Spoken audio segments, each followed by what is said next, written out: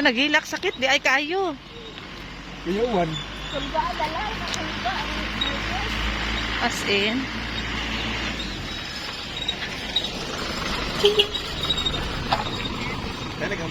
Kami. Hello mga palangga. Good. Santa karon. Lunch na di ay no. Nagabaktas mi mga palangga kay nangitamig pagkaon. Kay gutom na. So asa kaya na pagkaunan dire. Uy, muta ani uy, unsa nang ayan, oh, mag-hi mo sa akong vlog. Hi, te. Hi, Pastor. Hello. Ayan, si Pastor Jumar, akong kauban mga palangga. Og si ate, ano yung pangalan mo, te? Gina. Hi, si ate Gina. May tamig lunch na mo mga palangga. Ay, arigali, oh. Time check is around 12 o'clock na mga palangga. Nami diri sa Camp Pariano nag training. Ay, training unta. Sa to gani? Seminar, training, or orientation sa mga palangga sa CMT. And that's it. See you later.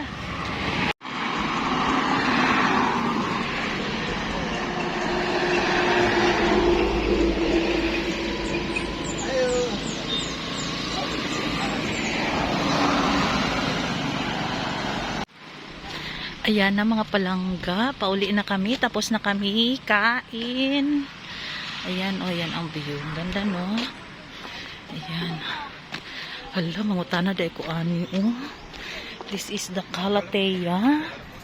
Calathea na siya mga palangga, oh. Mangutana ko ba sinaswabal? Ayan, mga palangga. Pabalik na kami.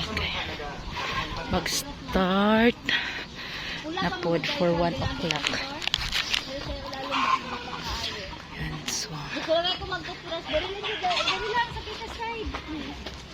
Guys.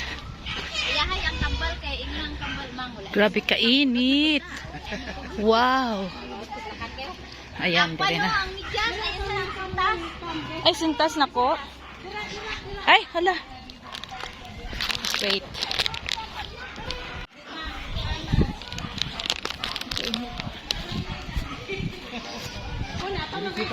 Oo. Landong. Thank you, Lord. Ay, thank you, Lord. Kadili na init. Ayan.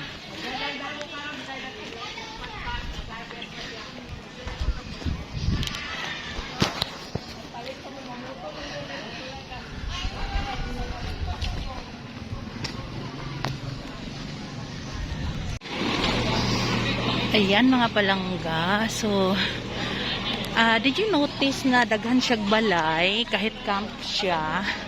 Kay since every church manggod na mo mga palangga na ay dapat one cottage.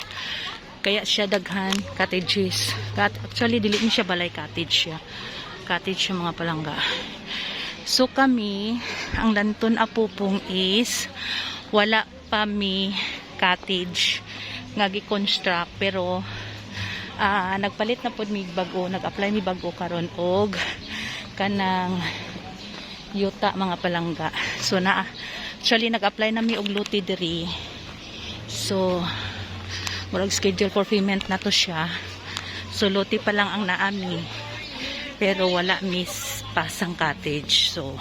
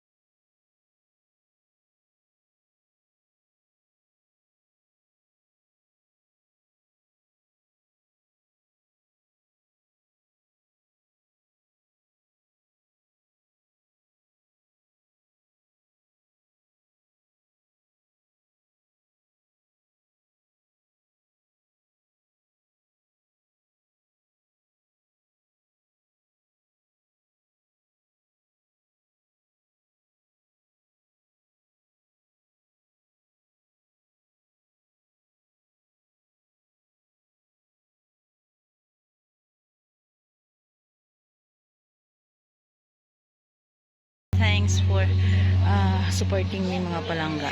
Bye! So, murag dili komportable sa inyo ang akong istorya dire, maski di katulugon magpatulog-tulog na lang mo. So this afternoon I am tasked to talk about workers, pastors package support as directed by our DMS, no other than the Reverend Pastor Richie Empleo. Since I am also the chairperson of the pastor support, so muna siguro ang dahilan, no? Na kuman ang yang ako ni gitawagan mo na Pastor Sam, pwede ba ka boss nimo wala kay mahimo, sige lang, o lang yun. So di pwedeng magtiin, ulo lang yun. Okay, so let's proceed, no? Siguro is 1 hour lang siguro ni.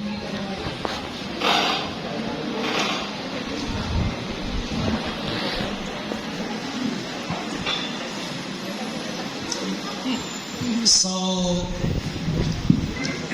basihan sa ato nga hatagan sing pagtagad subong nga hapon, okay?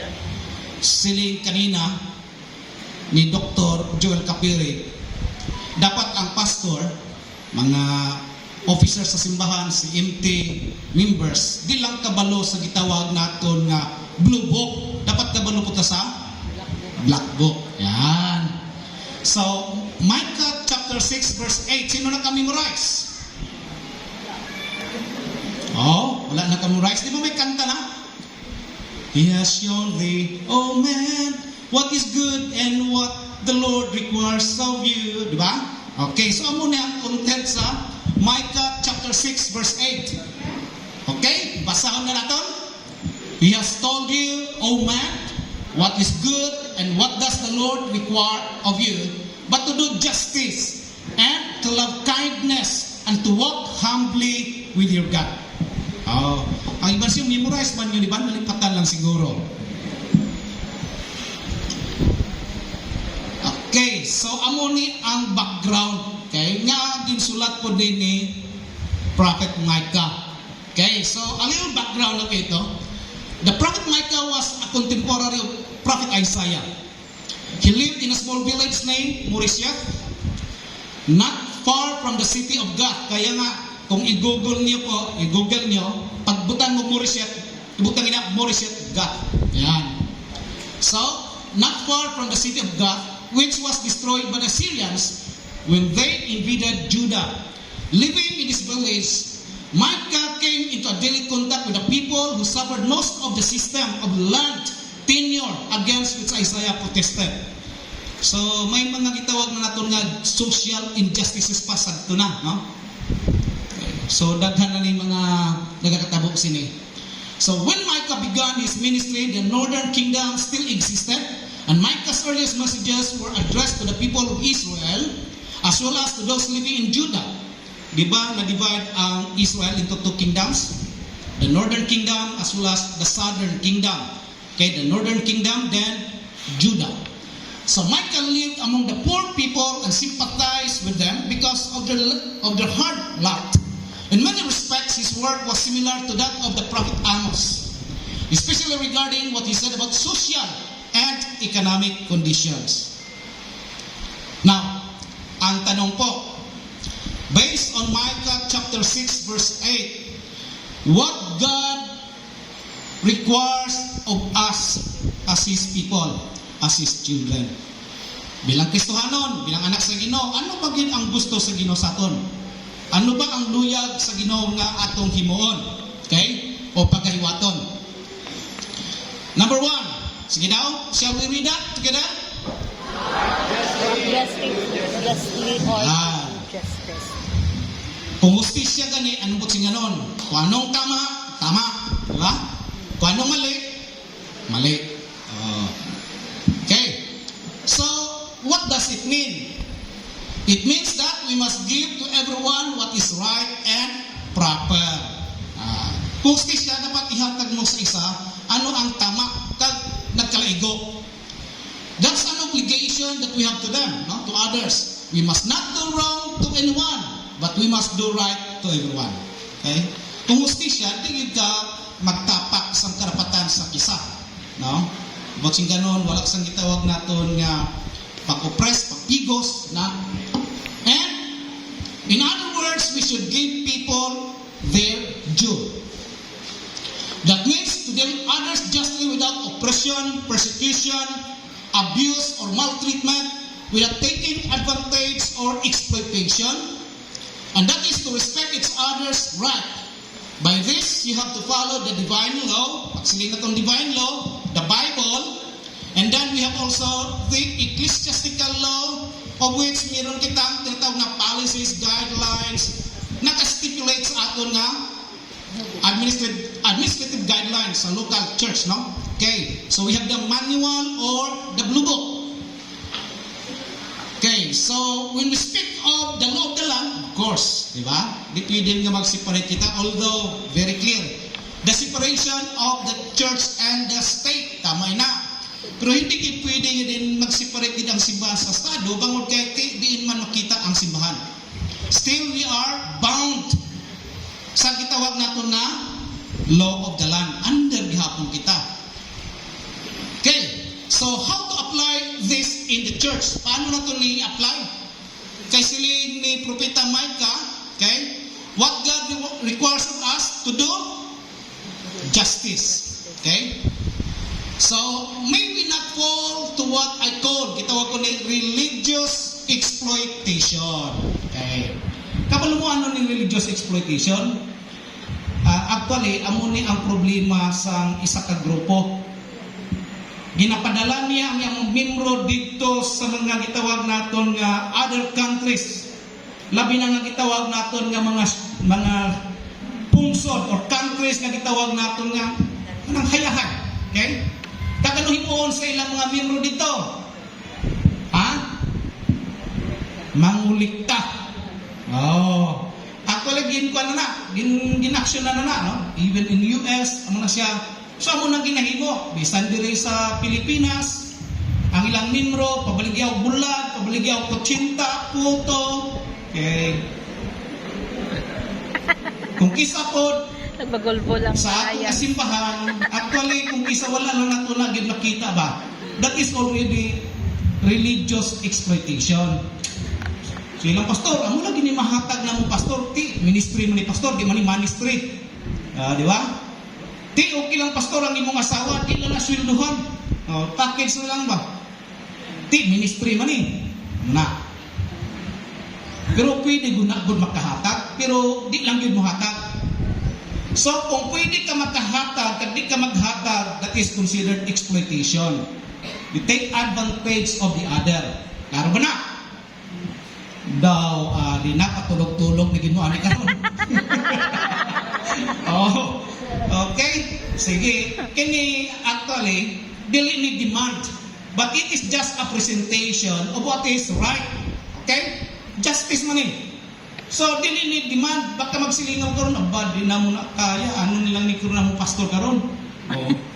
Di magsiling naman, ti, paano niya mo pastor mag-demand naman ni karon? Oh. Tani, wala lang ito gin, istorya ni Pastor Timog-Timog para wala na yung problema. Okay, sige na. Pagtagan natin ni pagtagan. Kamakop Ministry Handbook na Pastor's Ministry Support Package. GA o General Assembly 89-44. Workers' remunerations. Are. Actually, gisgutan na gina ni Doc Joel, di ba? Kung kisa gusto na ito mong evade, okay? Gusto na ito ba nga daw to safeguard para daw wala sang habol. So, di na ito tawagog salary. Anong himo na ito? Allowance, honorarium, stipend. Okay? Ano pa? Remuneration, compensation. Ano ni mga terms, no? Emolution. Ano pa na mga terms nga gamiton ninyo? Still, basta regular na siya nga ginahatag. Basta nag-aobra, obligado ka maghatag. Bible man na nagsiling, di ba? Di ba? Ang nag-aobra, worthy of their wages. Okay? So, motion si kanid correct that the remunerations of the workers shall be made in consultation with the district superintendents at the time of invitation or acceptance to ensure that the basic pay of the workers is within the district wage standard. So, ang DMS mas nakabalo. Unya may ara na sa gitawag naton balang negotiation. Negotiation. Dapat sa tanan, i-course pro tanan sa DMS. Kaya para wala sang problema. Ang utang siling ni Doc Joel kanina, kung kisa, ang simbahan, invite lang na yun, wala kabalong DMS, kung may problema na, makato ka DMS. So may negotiation, i-plaster ba? O sige, simbahan, nagkapangayo sa pastor, unya, ang kaning mga gitawag naton nga ginpangayo nga anong tawag siniga niya, mura ba o kaning anong credentials, okay? Or kanang ginapangita bitaw qualifications. Oh, dapat amo ni siling tong isa ka pastor daw. Grabe man tong simbahan to. Isa sa mga qualifications sa pastor nga pangita na gwapo. Patay. Gwapo. With pleasing personality. Amo na actually. Oh, ano sa ka pleasing personality, di ba? Makalingaw ay tanawon. So gwapo na. Okay. So, dapat gid mo agi sa distrito. Kaya magsiling man ang atong nga DMS nga o simbahan. Amo ninyong ginpangayo, amo ni ihatag ko sa inyo. Kay pila ang inyo nga ihatag, amo na. Hambalan po nitong pastor, okay ba ni sa imo? Namo bala? So para wala na sang problema upon invitation, okay? Or upon hiring, dapat kabalo gid ang DMS na. Okay, let's proceed. Article 7, okay, page 37 sa aton nga blue book. Actually, gidala-dala ko ng blue book na, wala ko lang gigawas. Kaya ara na sa akong bag. Okay, section 3, the pastor, then 3.4, severance pay or what we call separation pay. Ayan. So, in both cases, severance pay or separation pay from the church shall be given in the amount of at least 15. Okay, 15 days. Meaning half of the month. For example, ang salary ni pastor 10,000, entitled siya sa 5,000 every year. In no case, okay? Pwede po siya himuon at 30 days. Oh. Actually, ang iban dire, gusto po magpalusot. Pero ano ibala ang basihan? Sila magkaiba-iba man ang interpretation. Tanaw na to karon kung ano gid ang dapat. Okay? Kaya diri man gud hindi gid yung anong ginatawag naton nga daw open for interpretation. Okay, GA 89-50 14-month budget. Ayan, separation na, severance pay. Page 213 sa aton nga blue book. Motion seconded carried that all Kamakop churches, take note, all. Kamuda maghambal, all. May ara ba exempted? Oh, basta, tanan ha? All. All Kamakop churches are enjoined. I want to tell you this, that this is mandated by law. Botsing kanon, you cannot do away with it. Balaod na. Mahatagan na gyapon si pagtagad karon. Okay. So all Kamakop churches and institutions like schools, no, mga Bible schools and others shall maintain a 14-month budget for their official workers broken as follows: 12 months allowance, 13-month pay, and the other month to go to a trust fund. Okay, mo kang gin-emphasize kan ni Doc Joel. Trust fund to cover his separation pay in accordance with the Kamakop policy and existing laws. Okay, gahangat na guhaw. Pastor's Ministry Support Package. The Pastor's Ministry Support Package shall consist of basic support. Ano ning basic support? For example, naghatag ka sa pastor or worker, kaya naghatag ka 10,000. Muna gitawag naton basic. Kaya take note ha, para di ta magka-iba-iba ang aton nga gitawag naton interpretation. Pag basic, for example, pastor, amo ni ang imo nga take home or basic 10,000. Okay. Pastor, amo ni ang imo nga cost, okay, of living allowance Ang imong pula, pastor, tagaan ka na mo og 2,000. Okay? So 10, 12 na. Pastor, may ara pa kang rata. Okay? Ano nang rata? Representation allowance and traveling allowance. Okay? So kung wala man kamo sang rata, okay, wala man sang rata, wala sang pula, ay na lang pangitaa. Oh. Pulaton na lang nasa siinte kung ano. Basta hatagan yun mo basic. Okay? Kung wala man ka mo'y kula, wala man mo'y kula, pero kada bisita, may manok man, may bugas, gulay, isda, oh. Okay? And, kung wala mo'y rata, kada bisita, doon na may lamano, may paaman, amo na ang imong rata. Pwede man ako? Oo, pwede. Oh. Okay. So, the 14 month kanang gitawag naton nga separation, dapat naka-separate na gina siya. Mas namay ibutang gid sa bangko. Ngaman, ang wisdom diri, si pastor nag-start siya og 6,000 sa simbahan. Pagabot sa panahon si pastor ni abot ang 30,000 kay dugay na pud siya ng pastor sa sinang simbahan. And he's entitled for it.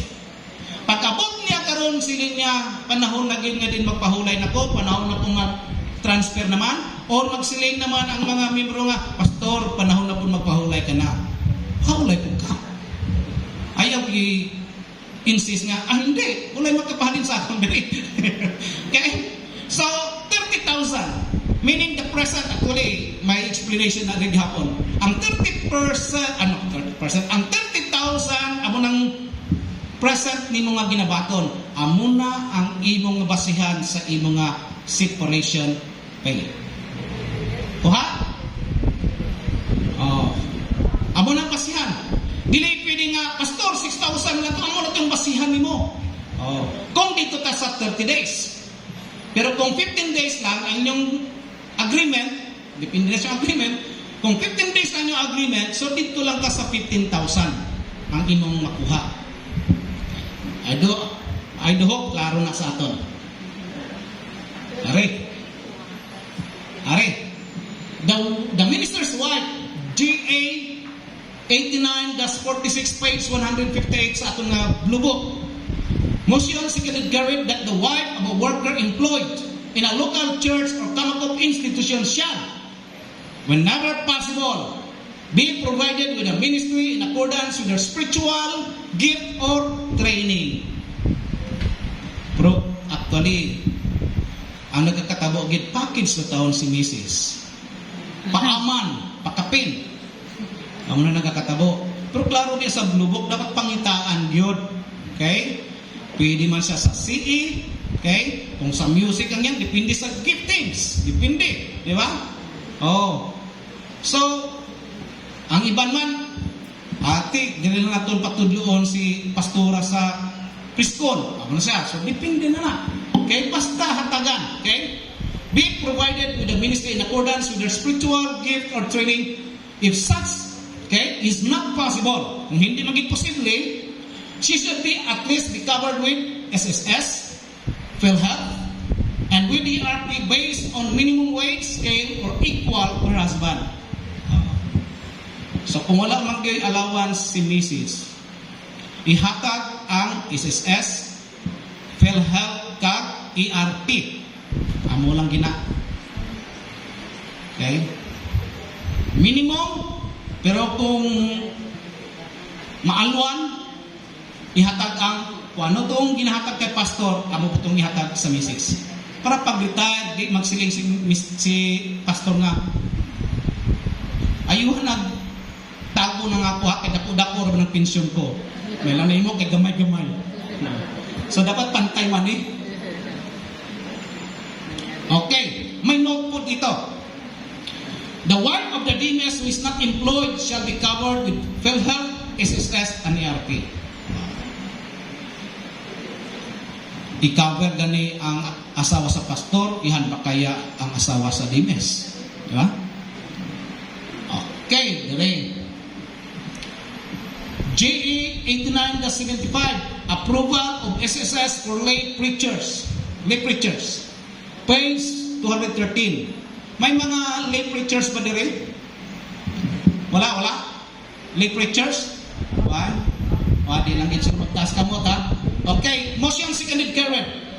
That accredited active lay preachers, meaning official, nga gi-recognize sa distrito, may be covered with SSS under Kamako provided the church concerned is financially able and willing to pay for the monthly premiums of the lay preacher concerned.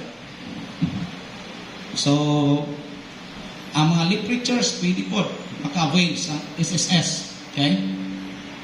As approved by the General Assembly. Ari na.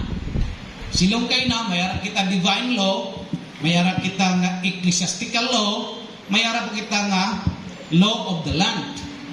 Kay the Labor Code of the Philippines, otherwise known as Presidential Decree number 442 or 442, governs all employee-employee relations, the rights and obligations. Payroll, salary, compensation, and benefits in the Philippines as provided under the Labor Code of the Philippines and other relevant laws. Minimum wage. The Wage Rationalization Act, Republic Act number 6727, sets the minimum wage rates applicable to region, province, and industry sector. Okay, diri na lang kita sa aton nga probinsya sa South Cotabato. Sa aton na region, ang minimum wage is 337. Gilantaw ko na kagabi. Diri sa South Cotabato, no? Nakabutang dito kami increase of 16 pesos. That is already 352. Okay? Daily. Amo nang minimum wage. O, kwinta-kwinta na. Allah. Kung di kabutit, ano lang may karoon? Kung di mo kaya ang minimum wage. Depende lagi na sa gitawag lagi naton nga understanding. Mutual understanding. Hindi na demand, pero gipresenta nato dire what is really proper and right. Okay. Di na nato na kanon. Ara. South Cotabato 336 plus 16 na finish. Okay. So 13-month pay sa Labor Code ni siya. Each year, a 13-month pay is given to all rank and file employees. By law, this benefit must be paid before December 24 and is mandatory. So dapat ang bonus ihatag before 24 sa December. Muna. Okay? So dapat equivalent to 1 month. Okay? Ang 13-month pay. Kung nagsweldo si pastor sang 10,000, ang bonus niya 10,000 gina ayaw buhini. Kaya buhina niya nag-tax pagkadto na sa distrito. Okay, so klaro na na. Ari naman, still sa Labor Code niya separation pay. Following the Labor Code of the Philippines, Article 283 and 284 state that an employee can claim separation pay if his contract is ended under authorized causes. According to Article 282, an employee terminated for just cause, neglect of duties, fraud, crime, and other, okay, generally not entitled to separation pay. Wow, bukat ni, sa law ni siya, no? So kung daw ang imong sitwasyon daw di man may arat din naka-stipulate sa Labor Code, pwede di ka di tagaan sa gitawag natin nga separation pay. Are, a separation pay of 1/2 month pay for every year of service can be claimed under the following authorized causes. Amo na ni kay na 1/2. Okay? 1/2. So kung 10,000, 5,000 lang na yearly. Dili siya total nga 10,000. Ano ning ito ang authorized causes? Retrenchment, kinapagtanggal ganit. Magbuhin kita, di namin kinahanglan na sa gobyerno na. O sa gitawag natin niya, sa government law, or even in private, hindi lang, pero kasagaran niya sa privado niya siya. Sa public or sa government, basta casual ka, or GO, pwede. Pero regular, hindi na basta-basta tanggalon. Okay, as well as, even sa privado, may arapod nga gitawag natin nga, may tenure po na ang ginasunod. Okay, cessation of operation of a branch not due to serious losses or financial difficulties. If the employee has contracted contracted ba? Contacted yan eh. And this is not curable within 6 months, and that his presence at work can be harmful to himself or his co-workers. So pwede siya nga din nga, pahulay na ka, tagaan ka 1/2 lang. Ari. Oh, picture ba? Sorry ha. Balik ka dito. Ari galit. Katong interpretation na ito nga, 1/2 lang na. Yung sila nga, hindi, 1 month kina. Ari na ang kuwan. A separation pay of 1 month pay for every year of service can be claimed under the following authorized causes. Labor saving devices installed by the employer. So, ara lang gina sa employer, gali, ara lang gina sa CMT o sa simbahan. Okay? Redundancy of the employee services for the company. Impossibility to reinstate the employee to his former position or to an equivalent position for reasons outside of the employer's power. Retirement plan. All employees from the private sector may retire from age 60 up to age 65. Okay. Compulsory ang 65. At which retirement becomes compulsory and must have served the establishment for at least 5 years. 5 years. Okay? Sa panabi, sa government law, dapat 5 years ka bago ka tagaan yun sa kitawag separation pay. Okay, the new retirement law RA 76, Republic Act 7641 prescribes minimum retirement benefits to qualified private sector employees. Okay, sorry. What is a retirement plan? A retirement plan is part of the compensation package of the employer to its employees. What are the types of retirement plans available in the Philippines? May kita defined fixed benefit plan. Dire gina-shoulder ni sa gitawag naton employer. For example, magsilay niyang simbahan nga, Pastor, kami na bahala sa imo nga retirement plan. Di naka Pastor, wala na sa gitawag naton nga participation sa pastor. Kung ano ni ang ihatag, mo ni ang ihatag. Okay. Pwede na. So, as a kamakop, wala na ginadapt sa kamakop. Kaya kung himo na sa kamakop, da mo budlaygit. So, dire kita sa ikaduha. Okay, amo nang gikuan naton. Defined contribution usually called provident plan. Amo nang ginadala naton o ginagamit naton. The employee is the primary contributor to the retirement fund while the employer has the option to match the employee's contributions. Okay. Pero kanami sa kamakop bangod kay may ara kita nga gina-approve sa gitawag naton nga National Board of Trustees, no, nga dapat ang gitawag naton nga participation parehas SSS. Pila gani ang porsyento sa employer sa SSS? 60-40. Main kabalo wala? 60-40. 60 40. then 40. Na amo mapuna sa ARP, 60 sa simbahan, 40 lang sa worker. Naklaro na. Okay? Ang pag-ibig, 50-50. Okay? Botsing kanon, 100 sa simbahan, 100 po sa pastor. Dahil ang pastor, naisputan nito ang pag-ibig. Covered ba ang pastor sa pag-ibig? Covered ba ang pastor sa pag-ibig? Workers? Covered. Mandated by law. Hindi na pwedeng hindi pwede. Okay? Now, why is it Kamakop, no, came up with this ARP? Hindi lang po sing ganun nga concern ang Kamakop sa aton nga mga workers. Kamakop is enjoined to have a retirement plan. Okay? Tanan nga mga institusyon, companies, they are enjoined, law na, but sing ganun mandated, nga dapat may retirement plan sila para sa ilang mga empleyado. Amoy na nga din may ara kita retirement plan. Nami, actually, katong siling ni Doc Joel gina, nga instead nga gitawag lump sum among batunon, himuon nato nga gitawag bala nga pension, monthly pension, kanami na. Oh. Kung pwede man lang. Okay, so dira kita sa defined contribution or provident plan. So, God requires us to be just and honest in our dealings of life. Daw di lang ni klaro ni Proverbs 21:3, to do what is right and just is more acceptable to the Lord than sacrifice. Proverbs 21:3. Kumusta man mga anak sa Ginoo? Naplastar ba nato ng sa simbahan? Ihimo ba nato what is right and just? Ambot kung natulog ka mo, nagpatulog-tulog, wala ka mo gatingog. Ha?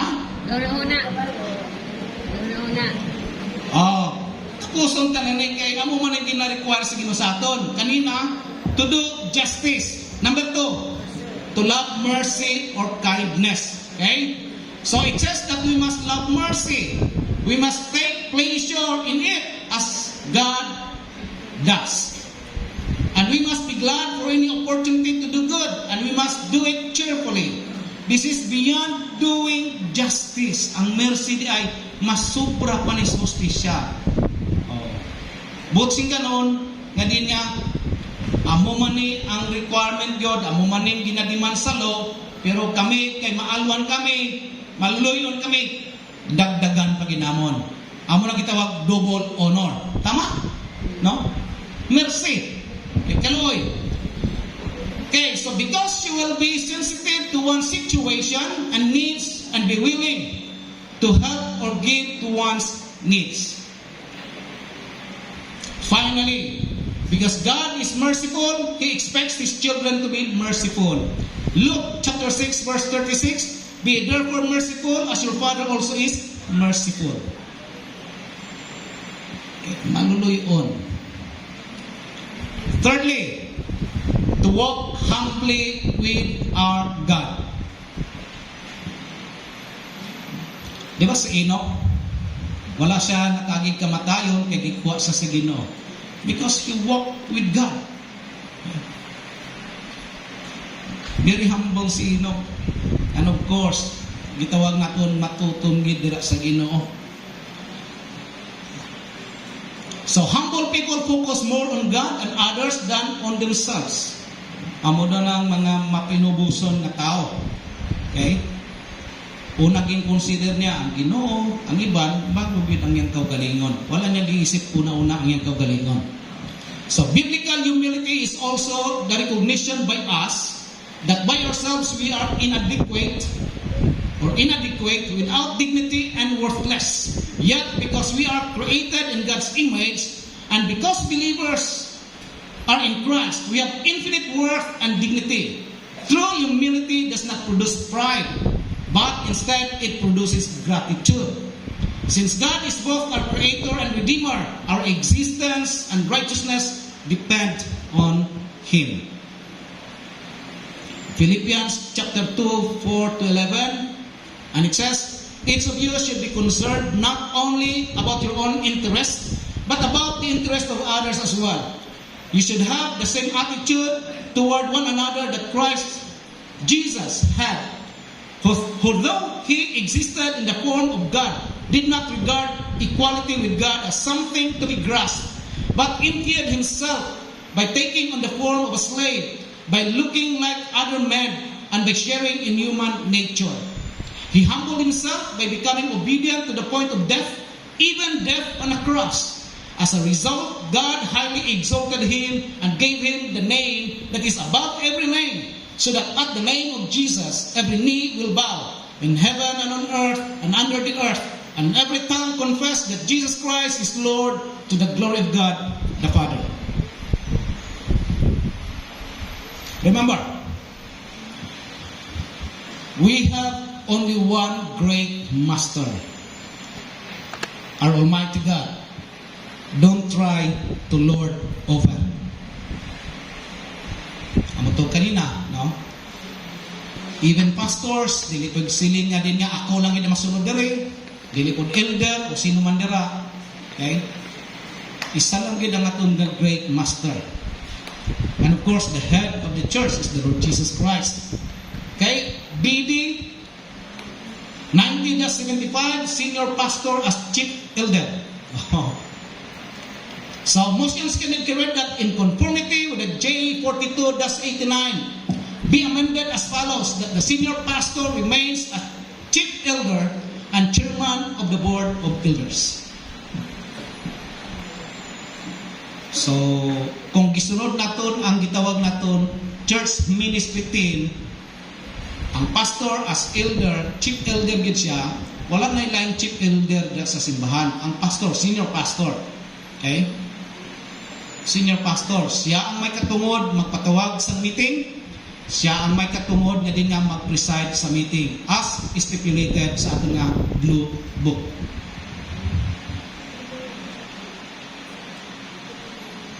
Sige, basahan na natin nabi para makabugtaw ta. Go!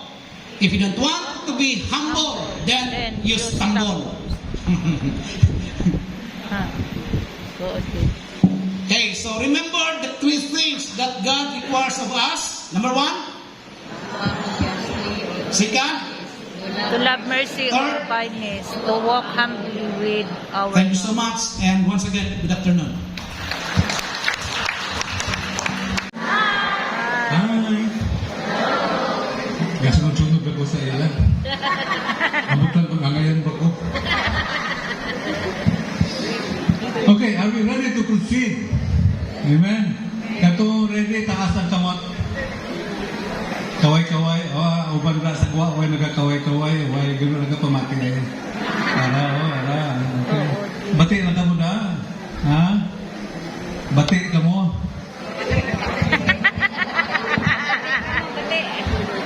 Nakabat. Abti kayo ka maminaw ba? Okay, let's get down to something more specific.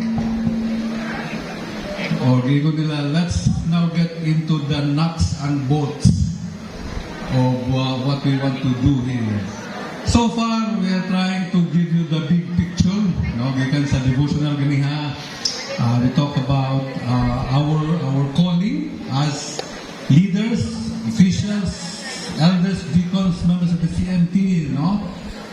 We are called to the ministry, and we are supposed to be partners, ministers together. No? We are supposed to be a team. Everybody say team. Team. Okay. So, upod kita. No?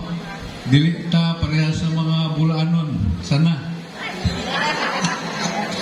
Bulaanon man ko iya. Ija, aho. No? So, let's proceed with that in mind. That we proceed on as a team. Pastors, CMT, sabay kita. Amen? Okay, and we will do the ministry together. So, sa aton himuon karon, we will tackle some specifics based from what we call the ministry handbook, or they call this the blue book. The white man, no? Blue and white book. Okay, pero katong miyagi daw blue dito siya. Basta subong daw blue lang din niya. So this is our ministry handbook. Dinhi nakautang tanan, edited, expanded, daghan din mga provision amended over time, no? Hasta subong daw nagka-damol na kay dako agipang dagdag dinhi. Okay? So we will look into our blue book. Now, we thank the Lord that we have this available for all our pastors. No? So we see to it sa Kamakop National Office that we can distribute, disseminate, and make sure that each pastor of Kamakop has a copy of this. No, so I assure you, so far we have monitored, halos kada pastor may ara sini nga blue book. So we like to encourage ang ating mga pastors, and together today we will look some parts of this that somehow as we journey on doing the ministry together, we can make this as our reference every now and then. Now, I would like to remind you that the Blue Book, this is very much subservient and under the Black Book. Amen? So this is the Black Book, and this should take the number one place. Kung kisaan, damo mga pastor, kung kisa mga opisyalis, masuhito sila sa Blue Book, why man nabalan masyado sa Black Book. No? So, inigid, no? When I was the pastor, I've been as a pastor in a church sa Iligan for straight around 17 years, no?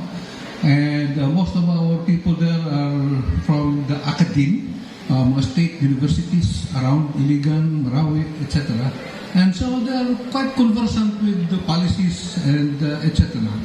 But nonetheless, I made sure, and as a matter of intention, nga hungod gid nga way ko gid sila masyado gipasuhito sa Blue Book, no?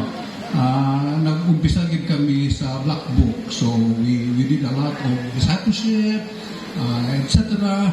But every now and then we would make reference to the Blue Book, no? Kaya importante man.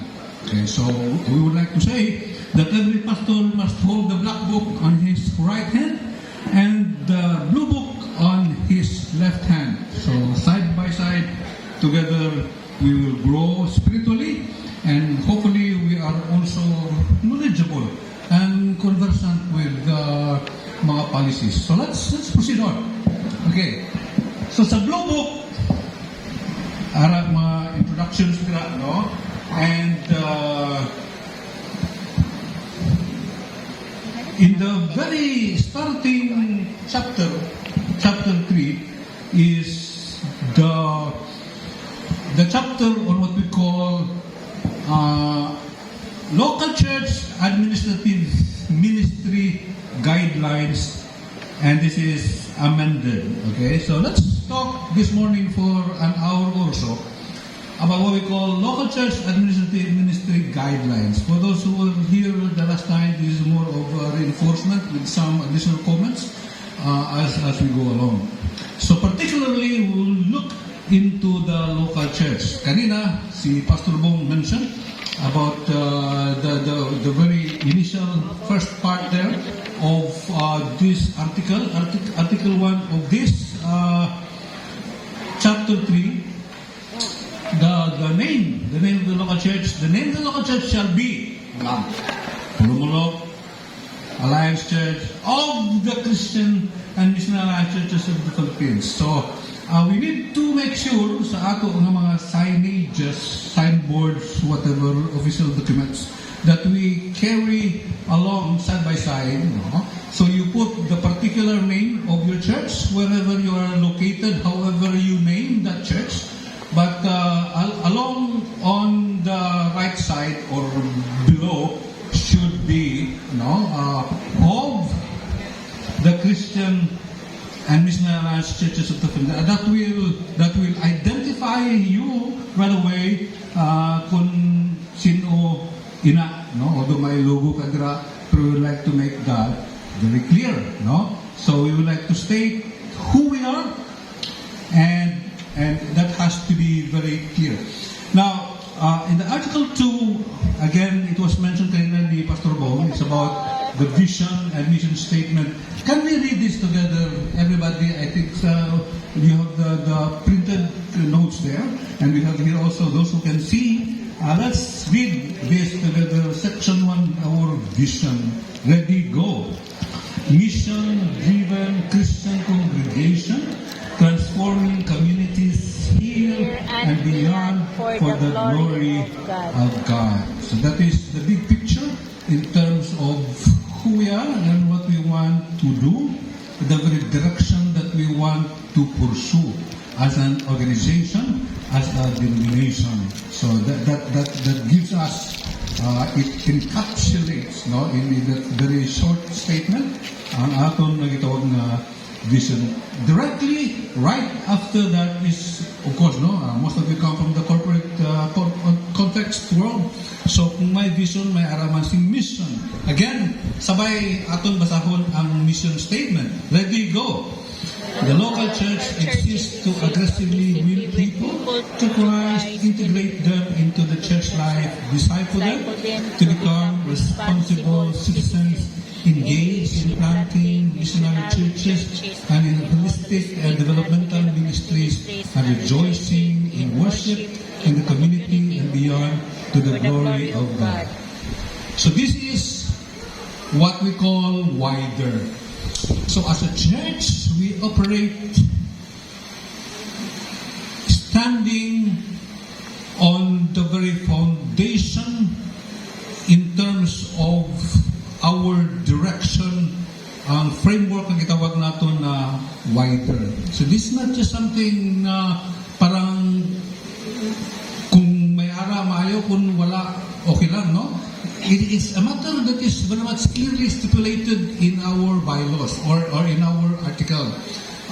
Part ng ating vision and mission statement to go by what we call WIDER, our wider. This is the very framework. This at the very back of our minds. Every time we do ministry because we have winning, we have integrating, we have discipling, we have engaging, we have rejoicing. Hopefully, everything that we do in church would fall on any of these different WIDER. May ara kita nga kung natin rin, no? This is something that will need more explanation, more time to go through. But very quickly, let's just go through ang gintawag nga wider. Ang plano sini tani, no, nga makahimo kita sing separate nga training. Si Dr. Ken Herada in charge sa atong church planting and very much the person behind the establishment of this is planning to do some kind of simulation seminar come maybe July of this year. No, we will go with the team district by district or region by region to go through every part of this big idea of wider. Kabalo ko nga nakabati na kita sini, but I'm not very sure how much we appreciate, no, the very important part of what we want to do. So we have winning, integrating, and just like to stress, ang gitawag na wider wheel. If you can click on that, no? Next, please. Okay. So hindi na makita na dra, no? It's a wider wheel. Kanina gin-explain ni Pastor Bong of the way that we do wider WIDER in its expanded kind of cyclical direction, that as we win, we integrate, we disciple, we engage, and then we rejoice, and it's something that will go in a cyclical, circular formation that will go on and on and on without end. No, just like a wheel. Pero ang wheel daw dito tiyog-tiyog lang, but we want to see some kind of movement, no?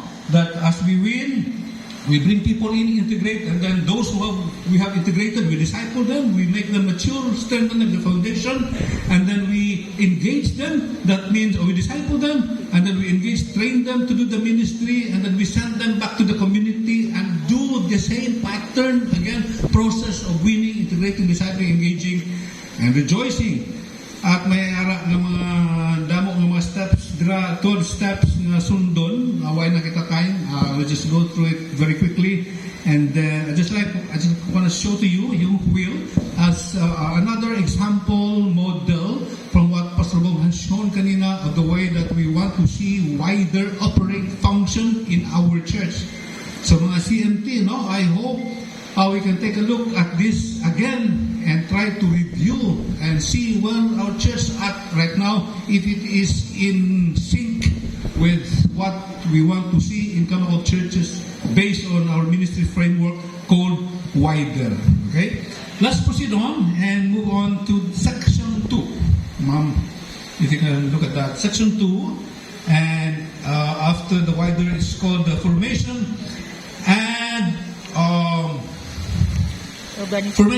organization of local churches. So quickly, when we say a local church is organized, it must have 25 members. So bago nga church planting, dapat tali 25 baptized members for that church to be formally organized going through the process of applying, and writing through channels, district, region, and then to be approved by the National Board of Trustees that this particular church in a particular locality is now a newly organized church. Okay? So may ara kitang ginumpisahan na church, tani mag-follow sining stipulation, formation, and organization of local churches. Also, we have a provision for affiliation. So, nag-umpisa kita sa naturally born church. May ibang churches nga are affiliated, not naturally integrated into our system, but another group nga gusto man mag-affiliate. The local church planted and organized by a non-Kamakop church nga mag-affiliate, may proseso man, application, and go to the channels, district, DLS, regional team, and then National Board of Trustees, and then may ara sing 2 years orientation. So, halin sa ano nga grupo, independent na grupo, ano nga grupo, ipaagi anay sang orientation for 2 years. So, damo himondra, ipa-go through sila in terms of Kamakop life, Kamakop doctrine, and history, for 2 years para makabalo sila about Kamakop. Kaya halin naman sa sanan Kamakop na orientation. Okay, and then, may harap na kita particular specific na provisions in relation to affiliation. Now, let's proceed to sacraments and ordinances.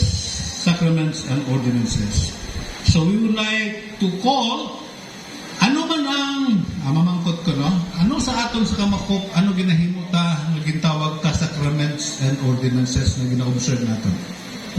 From the CMT, I hear from you? Water baptism. Communion? Okay. Ano pa? Third Supper. Water baptism. Baptism. Okay. Pag ginsiling natin sacraments, it can connote some other thinking, or interpretation.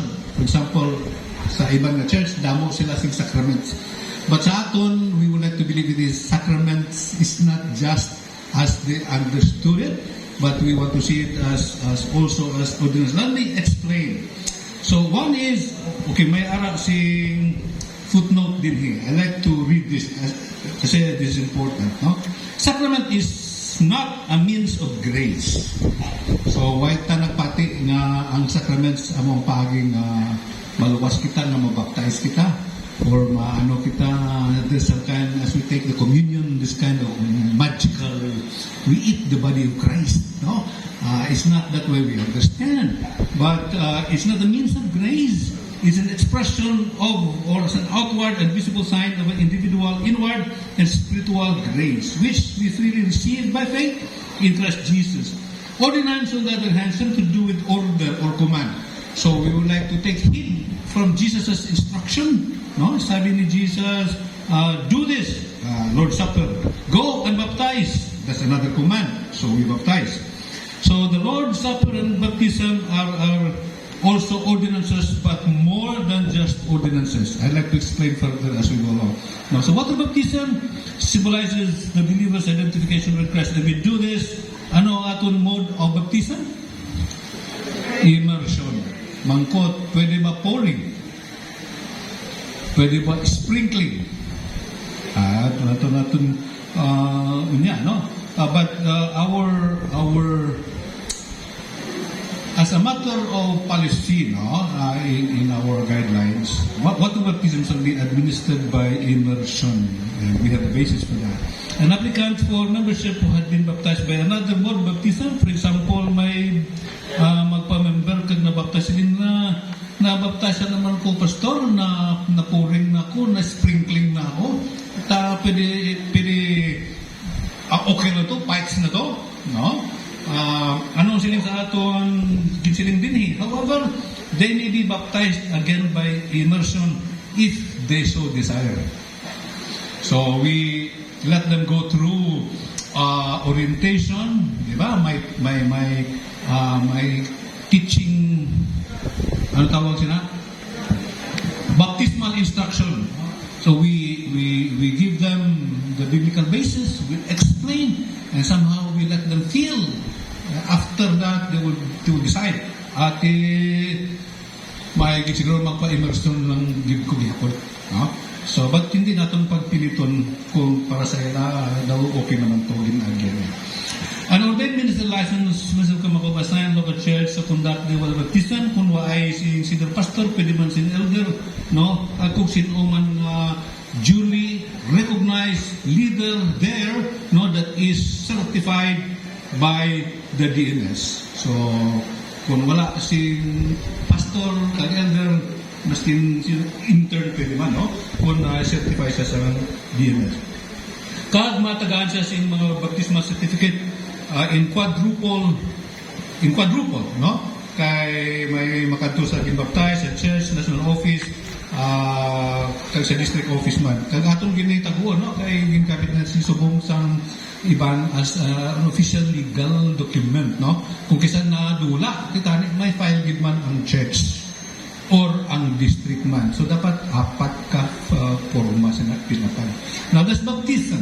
Now let's go to the Lord's Supper. The Lord's Supper is a proclamation of the ministry, death, resurrection, ascension, and coming of Christ. It's an act of memorial. It's an act of memorial. So we believe that it's not something like the other groups believe. Now we eat the actual body of Christ. We call that transubstantiation. No, we don't believe. We don't subscribe to that, and we would like to see that Son Jesus do this in remembrance of me. But it's not just a memorial. It's not just some kind of ceremony that we do casually. Are you following? May mga elders din, no? You're assisting your pastor and you somehow provide such environment, such sense of spirituality during the communion. It is a memorial, yes, but plus we would like to take the emblem seriously and get into some kind of experience of what they call soul-lifting experience.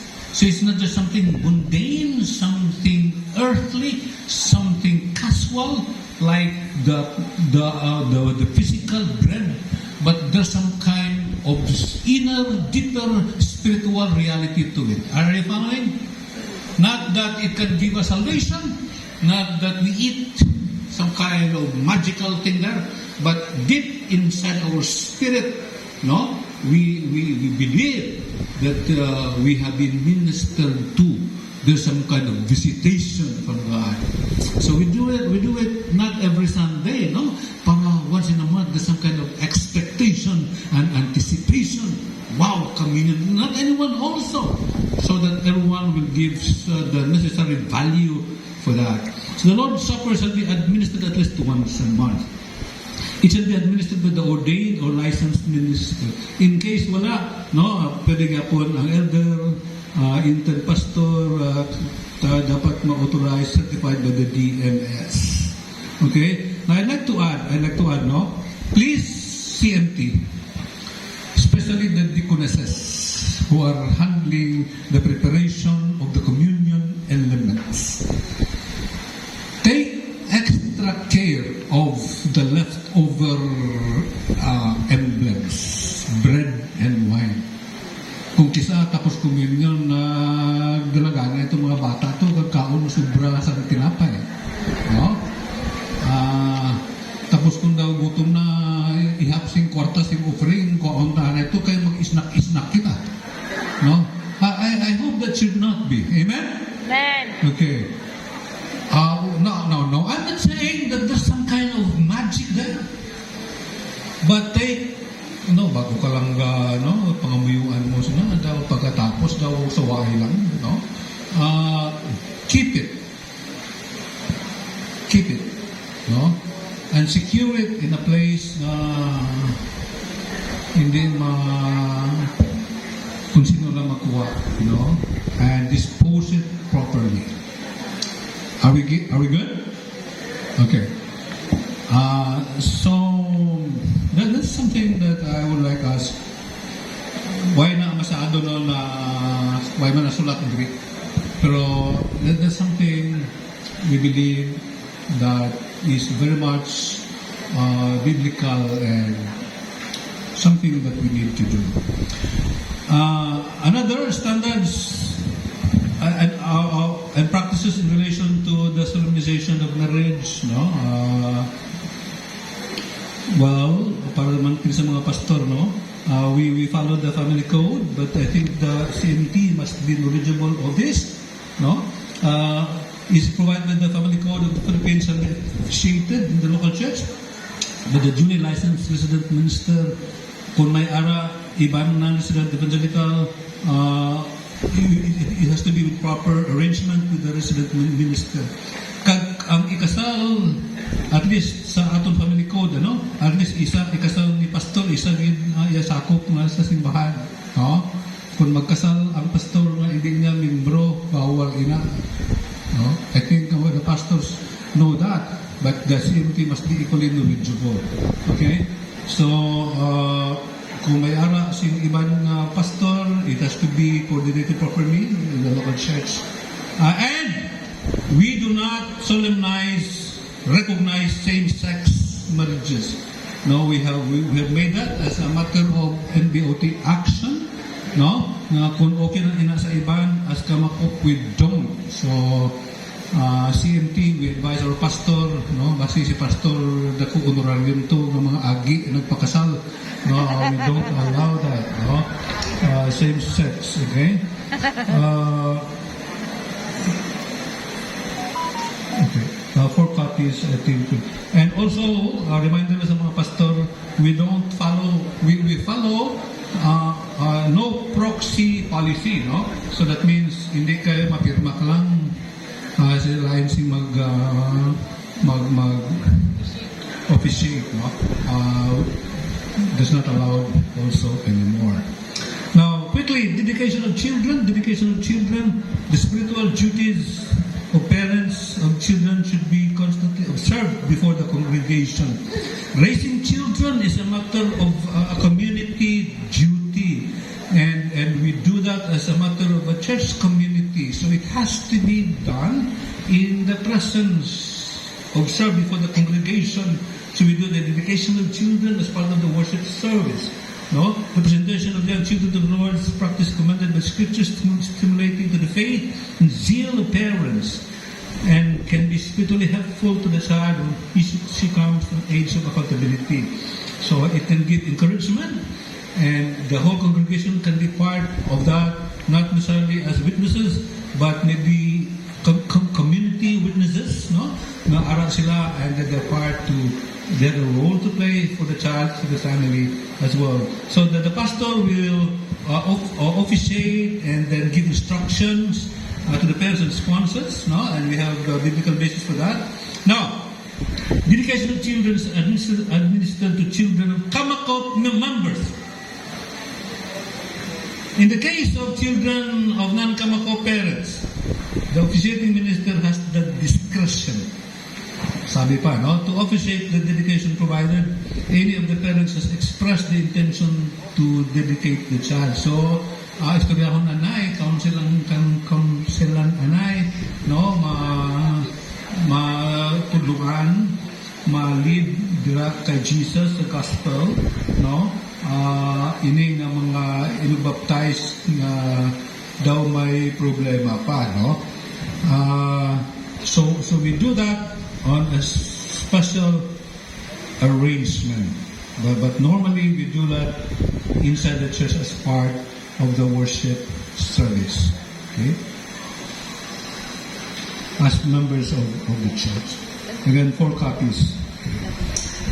Quickly, funeral rites. So, basta kamakop, dapat ilubunggid sa pastor, no? And then, kung non-kamakop, kag may loved ones na kamakop, pwede lang gid gyapon, because we want to express our love and concern for these people, even for extended family members who are not part officially of the church. We want to do this as an opportunity to minister to them. I'd like to add something, no? Kasi uso na subong ang cremation.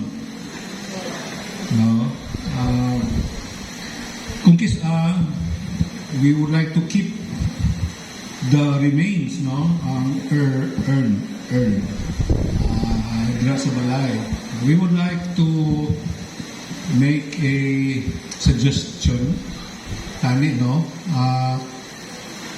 As a matter of biblical basis, not clearly stipulated in our Bibles, but we would like to encourage for the dead to be buried. They have to be buried. We can keep them for a while, no? Kisa dalon anay sa balay, no? Dalon anay ibutang dra sa aparador, no? So ara lang si tatay, si nanay, kag si uncle dra, no? Kag si tuto, kag si nina, daw sa while lagi siya na nula sa aton. Pero ashes to ashes, dust to dust, they have to go back to where they come from. So we would like to advise that remains, especially in cremated dust, be buried. Okay. Christian conduct and discipline, may araman kita, no? Kung may nagpasaway sa church, the senior pastor in consultation with the elders can do appropriate disciplinary action for erring members. So may ara kita internal nga may mga provision, may mga polisiya man kita sa sulod, no? And we have made that as a matter of standards, and we have some provision for that, so we can do that, no? Anong klase na sala na ginhimo, whatever sin or infraction, so we do that and we follow. But before doing that, we follow some biblical procedure in responding to problematic situation that demands mga disciplinary action, like Matthew 18:15 to 20, no? Kung may arasing mga problema, do not make the decision right away. You have to approach the concerned party, talk individually, privately, and then kung hindi mag-prosper ang conversation, bring in somebody. That's Matthew 18 mga procedure, you know, and then bring another as a witness, and so on and so forth. And we don't subscribe to people bringing cases to the court. Okay, so we have this, and if possible, we can settle this within the confines of the church. Okay. For erring pastors, well, we have the black book, we have the blue book, and let me tell you that we have also the red book. This is called the Code of Discipline and Restoration. So we have made that available already, and the district DMT have been given the orientation how to go about responding to cases of pastors committing some moral lapses. Okay, so may ara na sila, no? And I hope the CMP is knowledgeable of that. Now let's go to something very interesting. It's about church support. Church support. So the support of the local church rests on its members. So ang gintawag naton income support sa simbahan, halin lang gid sa tithes, offering, sacrificial giving, donation, and others. That's where monies are coming from in our coffers in the church. Now, we receive money, we dispense money also in terms of our mga expenditures. Now, allocation. Now, I think we're aware of this, but let me just remind you once again that when we talk about allocation, budget, and giving of our money as we allocate them, first in our list of priority is the Kamako percentages. No? Just like sa aton income, nagtrabaho kita, pag receive natin sa aton salary, no, negosyo is less than 10% as our tithes. Here as a church, we do the percentage of Kamakop ihiwalay agad, no? And then of course our giving in terms towards missions and church planting and other church operational budget, which in as follows in terms of priority. So sa aton pag-dispense sa church operation, number one sa aton priority is and should always be personnel, pastor, no? So as we prepare budget, no, ang kwarta priority na masulungan si pastor. And secondly, for our ministry operation programs naton. And then last will be the facilities. Now, I'm aware that some pastors, they girambol nila, no? Kung kisa na una ang church project o kung kisa na ulihin na ang sweldo sa pastor. It should not be that way. No? So we should put this in order, okay? For Kamakop, and then ministry support, and then for personnel, pastors, workers, and then ministries, program, operation, and then 3 administration facilities and others. Okay, in relationships and obligations, Section 1, relationship with Kamakop. The local church is the basic unit of Kamakop, administered by the ministers and officers. The local church has the following duties and obligations. So CMT, listen. As a church, you help your pastor do the following as expectations from you towards the Kamakop. The local church, as the unit of the Kamakop, shall do the following: promote and implement the vision, mission, and objectives, ministry goals, programs, and policies of Kamakop. We now have what we call our flagship program. Our flagship program is discipleship and church planting.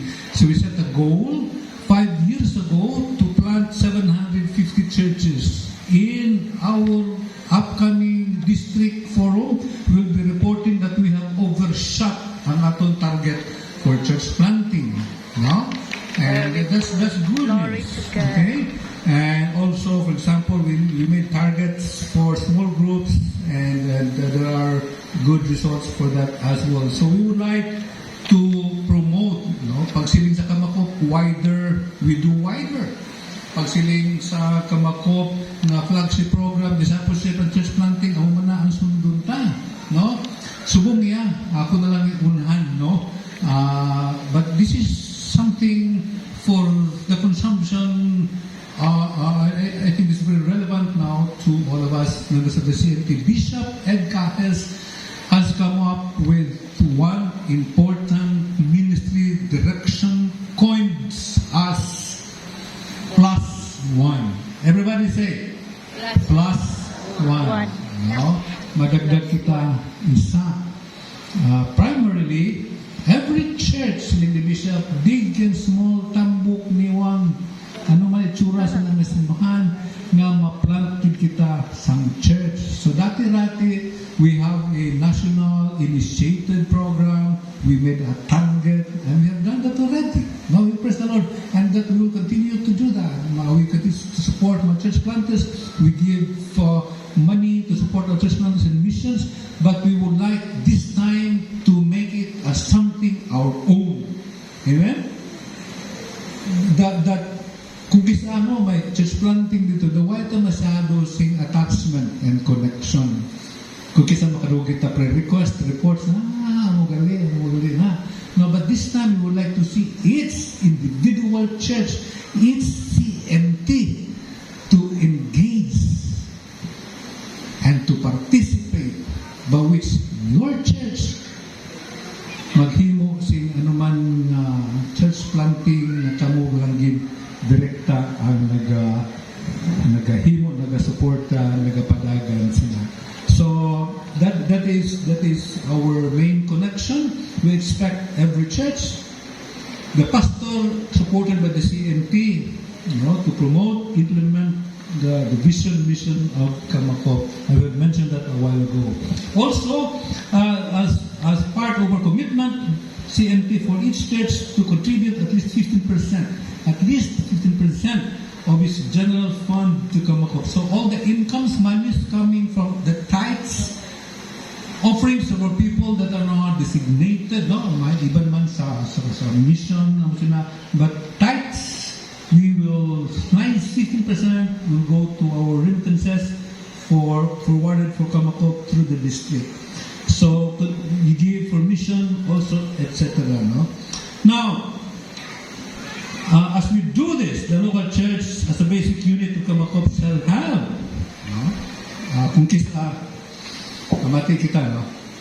Kung hindi masyado direkta na batyagan sa mga churches kag sa CMT na sige kita hatag sa remittance, lagko na aton remittance, daway man nagabalik sa aton, o daway man nga ano man ang aton nga ginansya sila, no? Nga aton contribution sa Kamakop. We have the following privileges. Maybe we're not so aware of this, but I just want to mention this. It shall have ministers invited from current official list of the pool of workers, Kamakop workers. Amen? We have 8 more or less Bible schools, and part of your 15%, 2% is sliced to go to Bible schools. 2% na ginabahin-bahinan sa 8 ka Bible school to help run our Bible schools, so that every year these Bible schools will produce pastors that each church will invite. Kung way ta Bible schools, sa din ka man manguwasing pastor na way na train, no? May target kita 750, kag may 750 churches na kita, kag damo pa, mag plus 1 pa kita, di naman kita manguwasing pastor sila, no? So by contributing, you have the overall operation, and particularly the producing of workers.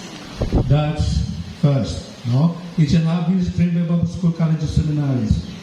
It shall avail of services of Kamakop to regional, district, and ministry units.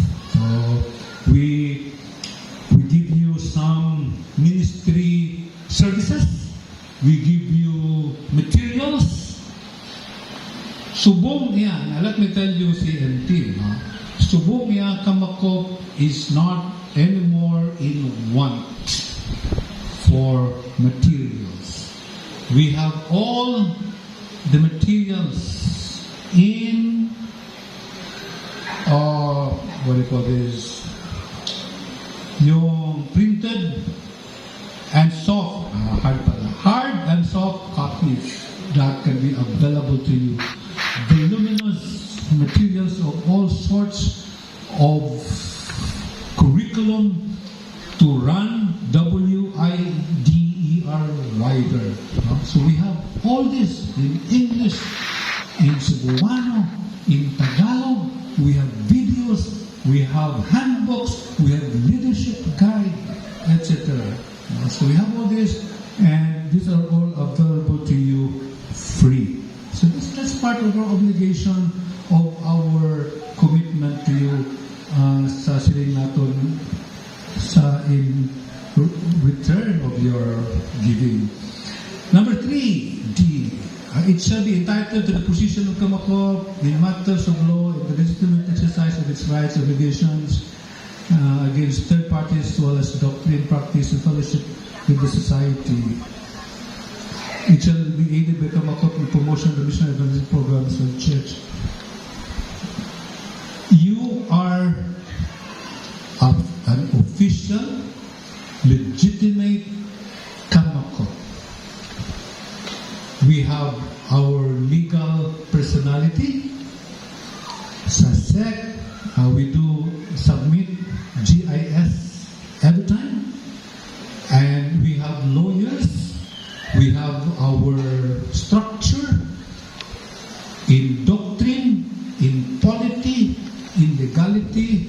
Each Kamakop church is provided safety and security as member of Kamakop. Amen? Way mapalakpak gra? No? Amen. The fact is, may ara sing Kamakop dira sa inyong sa word, no? That says a lot. That means a lot. Others do not have that. And in one way or the other, kung kisan din natin mapatiyagan,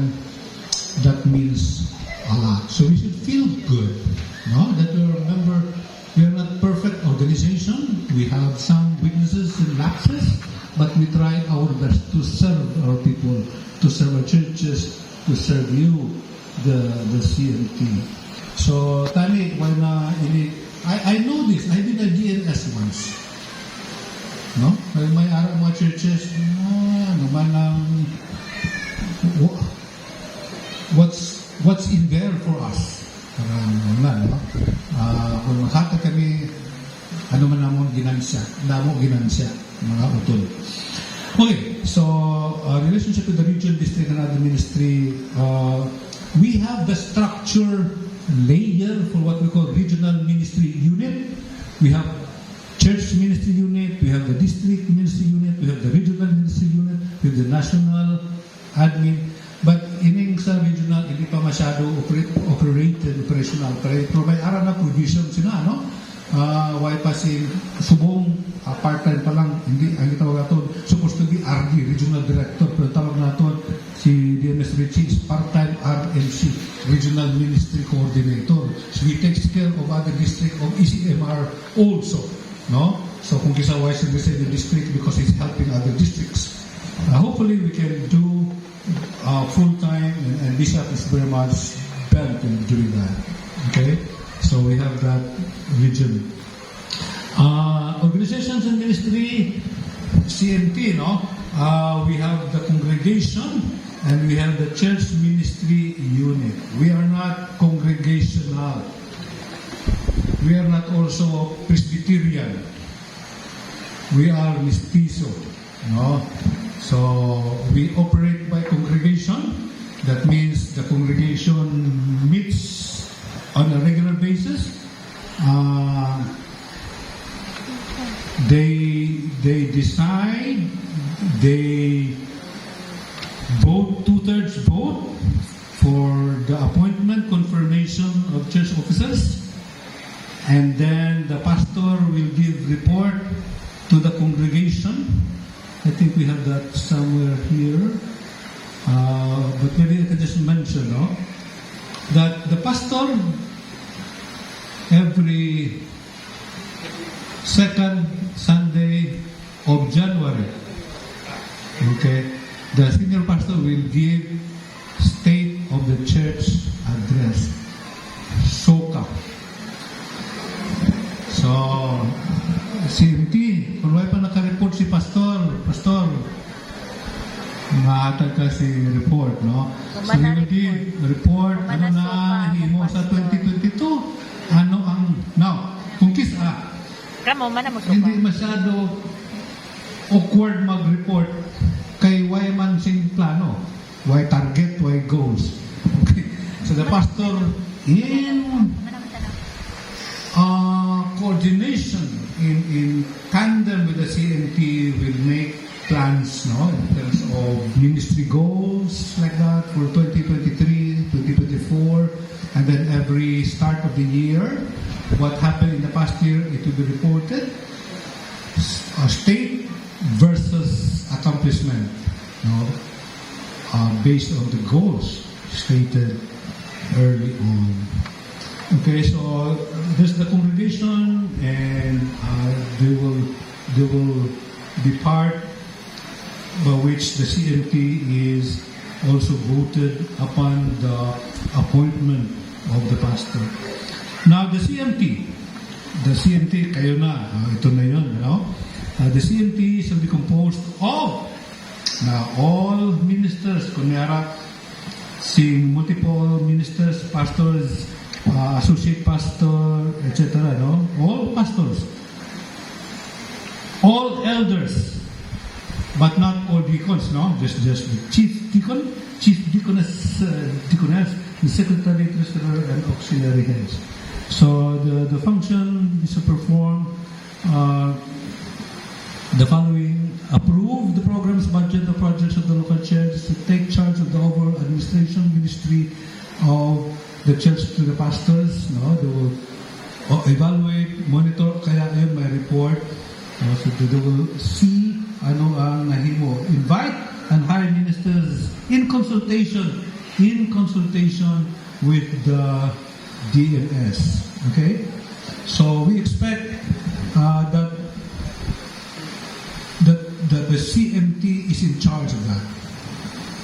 I know, I'm not sure sa SMD, pero may ara, few na lang din, nga simbahan sa Kamakop nga way pa ga CMT. No? Nag-BOE gihapon sila.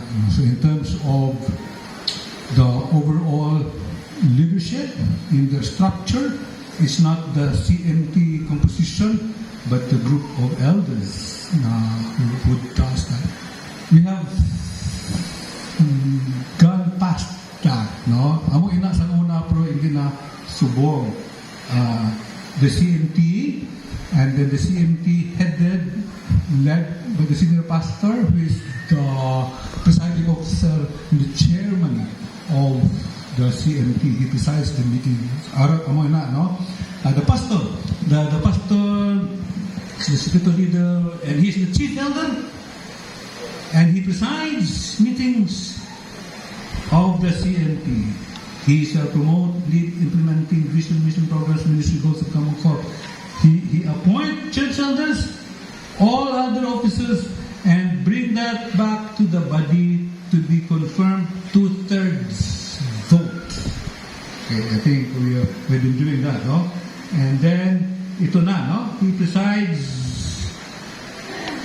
second Sunday every January to give a state of the church address, written report of the ministry accomplishments, finances, and etc.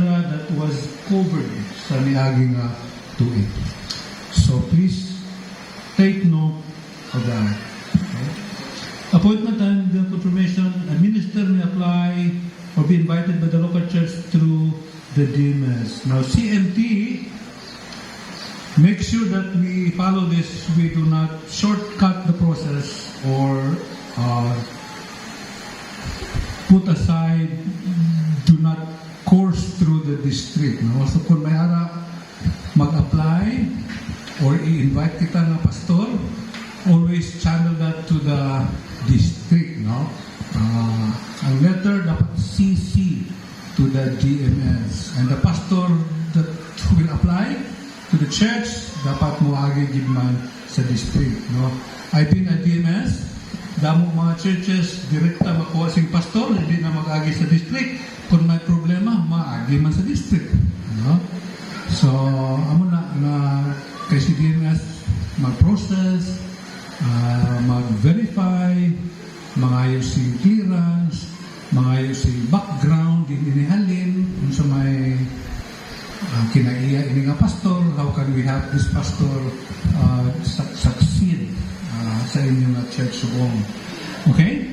So, pagpasok niya sa simbahan should always be affirmed in consultation, the application with the DMS, and must be affirmed, no? So, si DMS kabalo, kag siya man ma-install sina nga pastor.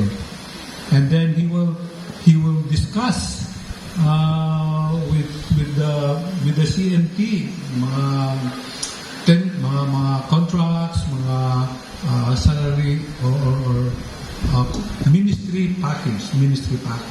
Okay. Now resignation in case the minister resigns, maghatag siya 60 days notice to the CMT in consultation with the DMS. 60 days kung siya mag-resign. Kung siya gipa-resign, okay, he should be given 90 days in consultation with the DMS. For whatever reason, sila the CMT pastor,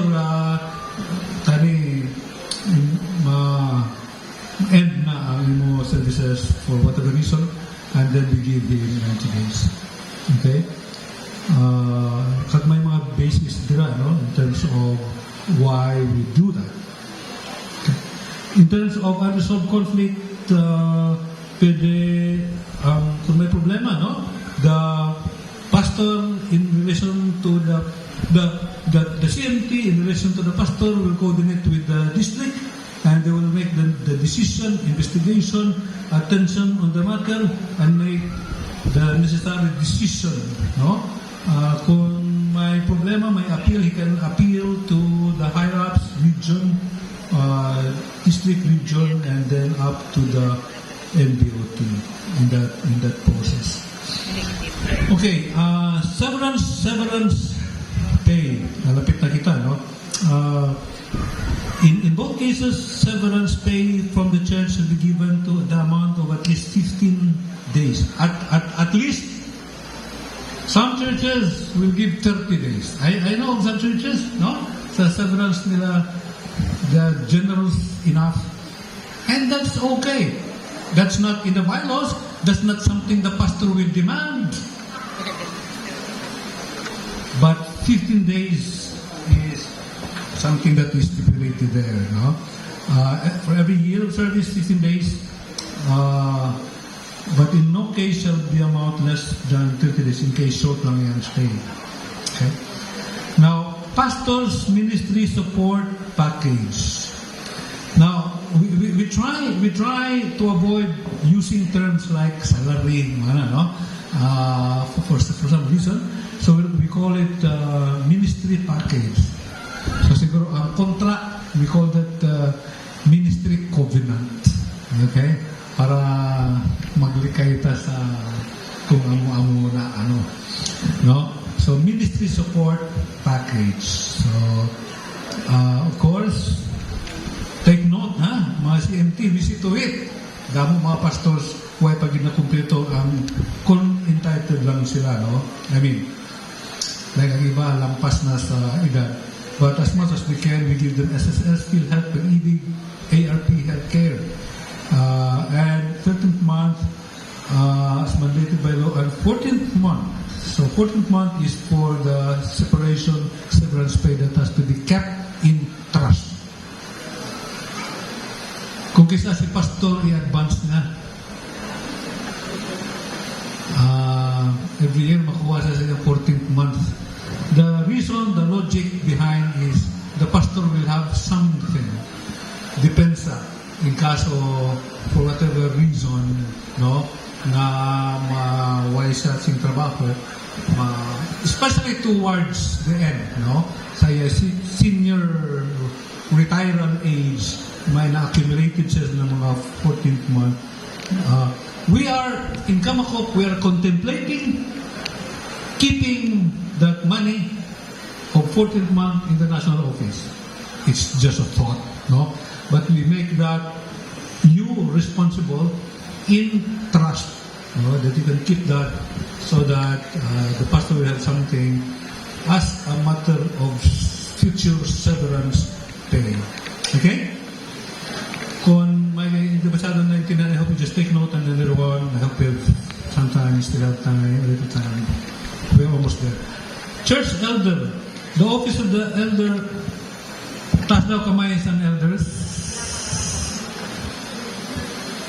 No, si Bradley, ang sino? Okay. Proud gig na elder. Amen? Okay.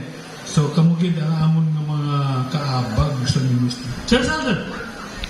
The office of the church eldership is a function of spiritual maturity that qualifies the elder to serve the church along with the pastor. So you are our close-in partner. Okay? Side by side, we journey on. Qualification and elders should possess the biblical qualification, Timothy, I think you know that in terms of maturity, should be at least 3 years members of Sambahan. Function, the elders function best as a ministry team along with other elders and pastors. So together, along with the pastor, they shall assist in providing overall spiritual leadership. So what do we mean by that? The elders should help in the ministry of shepherding, of preaching and teaching, administering the sacraments, discipleship, caring for the members and other church ministries. So we see to it that elders preach. Elders, do you preach? Ha? Sino ang elders na gawali? Taas ang kamay. Mga bagtik galing yung mga elders sa South Mindanao, no? So we see to it that the pastor will give you the proper training, some quick course on homiletics, on preaching, no, and help you. I know of a church. That the elders and the pastor, they study the text together, and they discuss on the main points of the very spirit of the text, and they come up with that the elders, they join the pastor in forming his sermon. No? And then every now and then, si Elder Magwali, they also help the elder.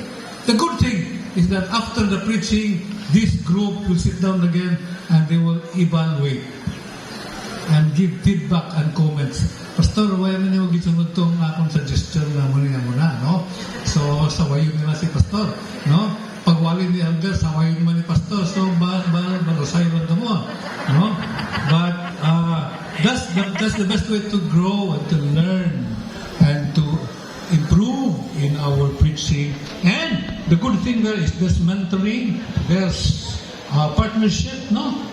Na as elders, you give input to the preaching, no? Kasi kamo man nakahibalo, you are in the actual world, you're in the corporate world. So how can the pastor be more relevant in his preaching? To si manager maghatag sing input, si teacher amo na, no? So ma-broaden ang perspective sa iyong pagwali. So partner kamo sang pastor. That's just a suggestion, but it's something you can do, no? Assist the pastor implementing vision, mission of Kamukok, allowing for the elders to process the approval of new members. Ito isa, no? So our newly baptized members or affiliated, the elders will be part of the approving body. We will process. Appointment and confirmation, the pastor shall appoint 1 in every 25 bona fide members. But 2/3 vote. They shall serve 1 year, but may be reappointed. So, why man sa una may yun ako na to sa una nga daw may end ang elders, no? Nga up to a certain time ma-break na si elders, si iba naman nga elder, no? Pero why gina na tabo pa? I don't know kung kinanglan na siya. But I know some elders.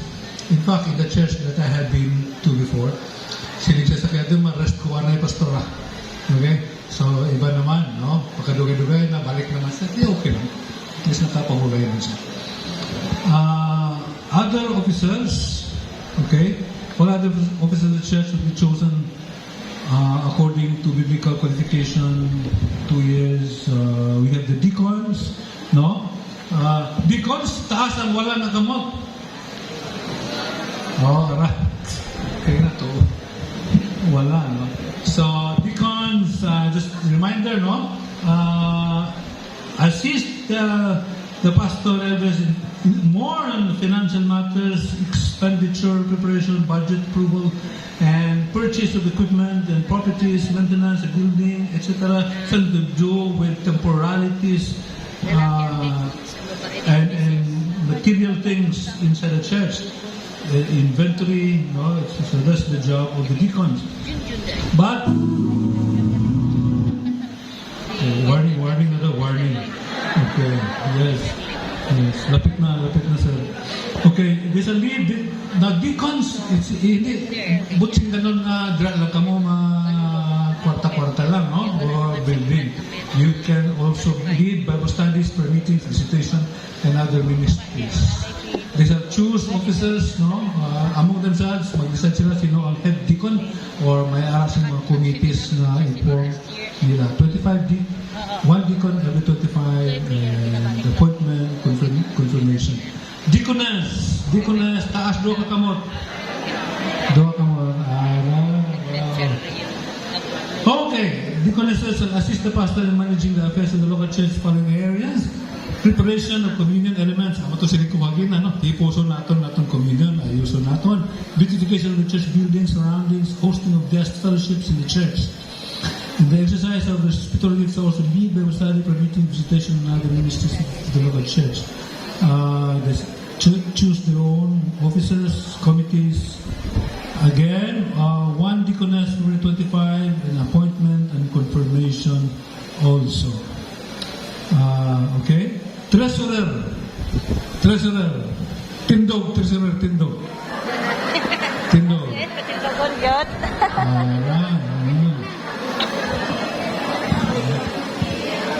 Nagitay ka ng card ng Thank you.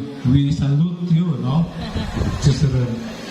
When I was a small boy, my mother was the treasurer in our church for, I think, 12, 15 years. Imagine that. No? So every year, iya ko suguan, maglista sa kartulina, pen, top givers of Ipil Alliance Evangelical Church. Amo na trabaho ko kada December, no? So, ilista. Abot ko may giho pa sa nasubong na lista. So, amo na ang ginhimo sa ako nanay. Treasurer, okay? So, receive monies, issue receipts, deposit to a bank authorized by the CMT. Disburse funds according to approved budget, remit all funds due to Kamakop. So be responsible, treasurer, na 15% masigurado din sa Kamakop, no? And then, padala sa kwarta, no, you find means that the money is secured na maabot sa district, no? Kung kisa lang nagdala, hindi kalambot sa district ang kwarta. Okay? And then appointment and confirmation. Now, bookkeeper, financial secretary, I think you know this, no? May mga bookkeeper dito, help count the money, and the treasurer and the deacons. Okay? So pag ihap sa kwarta, bantayan nato, no? Na we will be in a secluded, isolated, safe place. It's not just anywhere, no? Na kumpisahan, nag-ihap si kwarta. Sister, pwede pa sinsilyo, anay. Palit ka pa paniaga, no? Paniud to, no? Dapat hindi mo na, no? We have to secure the monies of God. Hindi lang kayo kung sino. We keep the money, we count, we keep, put it in a safe. Kung wala pa si, hindi dahil matulungan sa barko kaysa hindi pa man, no? And then with proper person involved in the securing, in the locking of the safe or a padlock, no? Somebody will keep the key. So we make sure that we safeguard the monies of God, and we are transparent and we are accountable to this. Confirmation, appointment, internal auditor. Okay, that you know that. Church ministries and committees, ministry division, may mga ministry division kita, and the CMT are divided into these different ministry divisions, no? In terms of worship, fellowship, Christian education. Every CMT must be part and involved in different committees of ministry organizations in the church, no? Like kanina, of course, elders, ara naging. Ang deacons, amuman, dapat may kanina, we had 2 minutes to share. Ano man ministry mo, kay dapat may aragit kita. Lastly, meetings. Annual meeting, I mentioned this already, and then the congregation by 2/3 confirmed the appointment of elders and all the officers, 2/3 vote. And then and other organizational meetings can meet as often as you can. And okay, other programs, we have the mission program, we have now take note, no? I hope you have made this in your calendar already. My calendar na in terms of program or activities for 2023. January is supposed to be our Bible focused emphasis month, no? And then may arada, my special days, October is our missions month.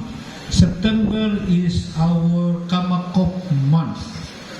So this year we see to it that every September we will schedule like 4 Sundays, Savior, Sanctifier, Healer, Coming King. as Kamakop emphasis. And then, maybe part of that, we will have some information drive about A.B. Simpson, about history of the Alliance and Kamakop, etc. No? For us to be reminded of our roots. Okay? Kung isa, wala na kabalo, hindi natin ma-appreciate, dali natin mabalhin sa ibang mga grupo. So muna mga and then mayara kita si mga ministers fund, Alliance Men Sunday, and etc. etc. I think that's all. No? It's already almost 12 o'clock. Thank you very much, mga CMT, again, from the bottom of my heart. My work sa National Office, I am the National Executive Minister for the Division of Church Ministries. So kung ano ang mas ara sa akong tagipusoon na maka-engage, makabulig gid ako, amugid ang mga churches, no? And to say churches, it is the CMT. Kamugid ang susi, no? By which the ministries of God, through your own particular local church, will go and grow and expand. So thank you very much. Thank you for supporting Kamakop, CMT. On behalf of our good Bishop, Bishop Ed Cajes, would like to convey CMT our appreciation for your faithful support. During the pandemic, all incomes went down. Kamakop income went up. Wala ba palakpak yan, no? So because of the active participation of big and mostly small churches. And we'd like to give our big salute. One of our main contributors come from this district. Salamat sa pag-bless sa Ginoo sa inyo. No? And continue to bless Kamakop for God's glory. Amen? Amen. Thank you very much.